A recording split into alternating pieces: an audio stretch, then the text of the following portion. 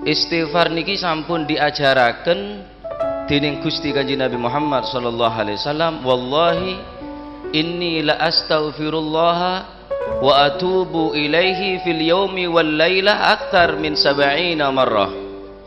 Demi Allah, aku njaluk sepuro lan tobat dumateng Gusti Allah ing dalem sedina swengine niku mboten kurang saking 70 njaluk sepuro nang Gusti Allah. Dosane apa Kanjeng Nabi, Pak?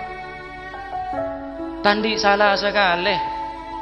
Neraka haram emasukin Kanjeng Nabi, swarga wajib emasukin Gusti Kanjeng. Bahkan swarga haramaki emasukin serabe kecuali Gusti Kanjeng Nabi Muhammad sallallahu alaihi wasallam masuk kade. Ki minta sapa ora ada ka Gusti Allah.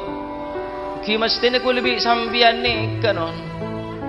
Tu sengrempeng benyantu sanabi kete pamatana.